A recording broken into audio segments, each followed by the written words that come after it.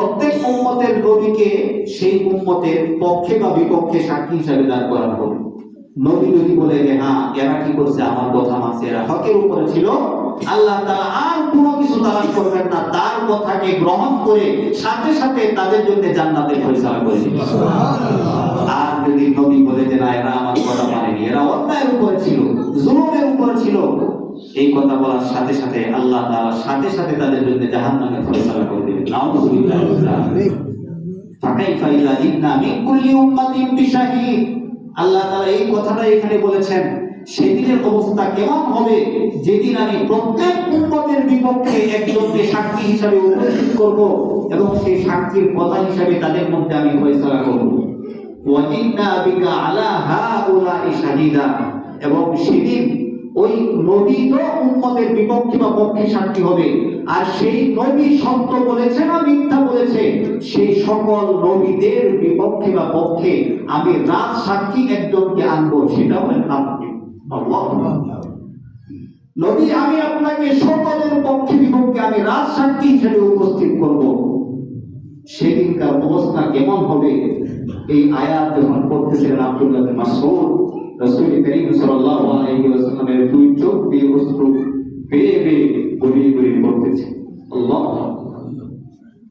মুহতারাম হাজিরিন, এজন্য পবিত্র কোরআনে কারীম শুধু তেলাওয়াত নয়, তেলাওয়াত যেমন নবীজির একটা সুন্নাহ, তেমনিভাবে নবীজির আরেকটা অন্যতম সুন্নাহ হলো কোরআনে কারীম শ্রবণ করা, তেলাওয়াত শোনা, এটাও নবীজির একটা সুন্নাহ।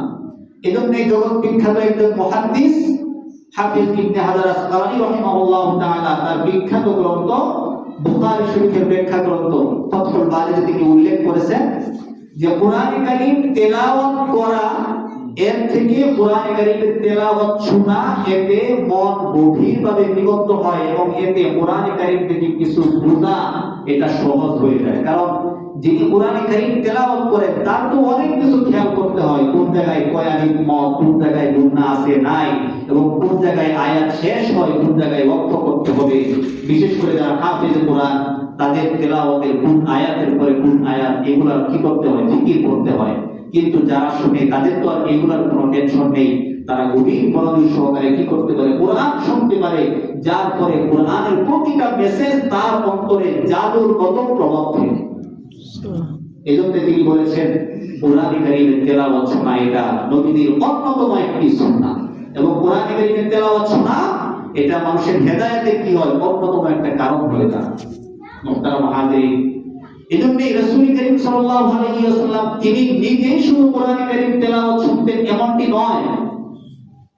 আরেক হাদিসের মধ্যে এসেছে হযরত আবু মুসা আশআরী রাদিয়াল্লাহু তাআলা আনহু, বুখারী শরীফের হাদিস আপনারা পাবেন 5048 নম্বর হাদিস।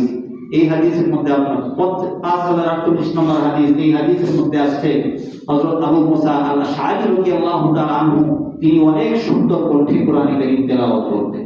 তো একদিন রাতে তার ঘরে বসে তিনি কোরআনে কারীম তেলাওয়াত করতেছিলেন। রাসূল করিম সাল্লাল্লাহু আলাইহি ওয়াসাল্লাম তার ঘরের পাশ দিয়ে যখন যাইতেছিলেন, যাওয়ার পরে তখন তো আর আমাদের মতো এত বিশাল বড় বড় দালান কোঠা ছিল না, ছোট্ট কুটির ছিল, ছোট ছোট ঘর ছিল। ঘরের পীড়া যেটা বলি আমরা গ্রাম অঞ্চলের ভাষায়, ঘরের পীড়ায় দাঁড়ায় দাঁড়ায় শুনলেন যে তার সাহাবী আবু মুসা আশআরী অনেক সুন্দর কণ্ঠে তেলাওয়াত করতেছে। আল্লাহু আকবার। রাসূল করিম সাল্লাল্লাহু আলাইহি ওয়াসাল্লাম তিনি সাথে সাথে এই ঘরের পীড়ায়, ঘরের ভিতরেও যান নাই, তার সাহাবী আস্তে আস্তে তেলাওয়াত করতেছে, এই তেলাওয়াত শোনার জন্য আল্লাহ নবী দাঁড়িয়ে গেলেন। যখন তিনি তেলাওয়াত শেষ করলেন, শেষ করার পরে সেখান থেকে ফিরে আসলেন। পরদিন সকালবেলা যখন আবু মুসা আশআরী রাদিয়াল্লাহু তাআলা আনহুর সাথে সাক্ষাৎ হলো, সাক্ষাৎ হওয়ার পরে আল্লাহ নবী সাল্লাল্লাহু আলাইহি ওয়াসাল্লাম আবু মুসা আশআরীকে বলতেছেন, লাকাদ উতিতা মিজমারাম মিন মাযামিরি আলি দাউদ। হে আবু মুসা, আমি তো শুনেছি তুমি গত রাতে কি সুন্দর করে তেলাওয়াত করেছো। আল্লাহু আকবার। আবু মুসা আশআরী জানেও না যে আল্লাহ নবী নিজে তার তেলাওয়াত শুনেছেন। আবু মুসা আশআরী কল্পনাও করেন। আবু মুসা আশআরী বলেছেন, ইয়া রাসূলুল্লাহ, আপনি আমার তেলাওয়াত শুনেছেন?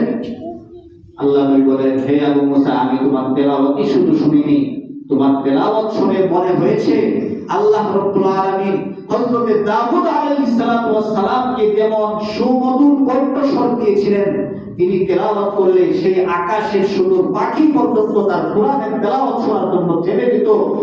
সাগরের মাছ যেমন তার তেলাওয়াত শোনার জন্য সবাই কাছাকাছি এসে যেত। হযরত দাউদ আলাইহিস সালামের মতো তোমাকেও আল্লাহ তাআলা এমন সুন্দর একটা কণ্ঠ দান করেছেন। সুবহানাল্লাহ, এত সুন্দর একটা কণ্ঠ তোমাকে দান করেছেন। মুহতারাম হাজিরিন, এই জন্য কোরআনে কারীমের তেলাওয়াত শোনা এটাও আমাদের পেয়ারা নবীর অন্যতম একটি সুন্নাহ। শুধু আমাদের পেয়ারা নবী তিনিই এটা